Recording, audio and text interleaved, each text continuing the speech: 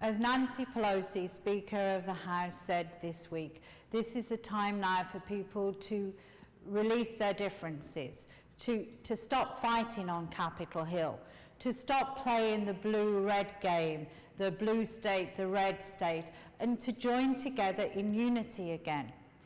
We haven't seen a unified approach to decision-making for at least 8, coming up nearly 9 years, and this is vital to restore the centre.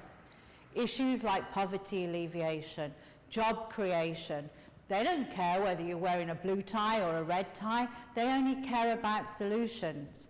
And we have to now reform the political system, but focus in the short term on putting people to work on the social work that needs to be done, not only in America, but all across the world.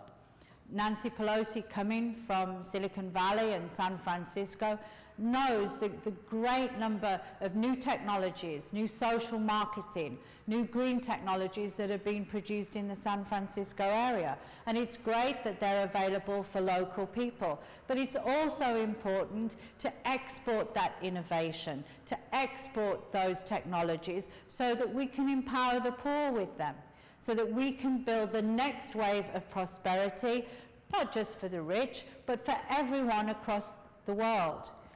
American innovation used to be #1 in the world, and it can be #1 again, but now we have to take that innovation and we have to put it into practice, and not necessarily just in America, but anywhere in the world that it is needed. So I'm very thankful and very grateful to Nancy Pelosi for recognizing my talent, for giving me opportunities on Capitol Hill to make presentations, to have access to people, and to follow this journey through since November 2001. It's been the toughest thing that I have done in my life, representing the poor in a system that rewards the rich and pays the rich to keep things away from the poor. But we're now successful. We've broken through that barrier. We have funding commitments from all over the world. The funds are about to be released in March 2010, and so the battle has been worth it. The tenacity, the courage, the vision, the sheer stick-to-itness. When you join me across Africa and you see children with worms crawling through their fingers. When you see young mothers who are unable to feed their babies because they cannot produce milk, their bodies are so malnourished. When you see people attending funerals every single week, another loved one has died in the village, that makes you recommit to the higher work and the higher purpose and serving the greater good.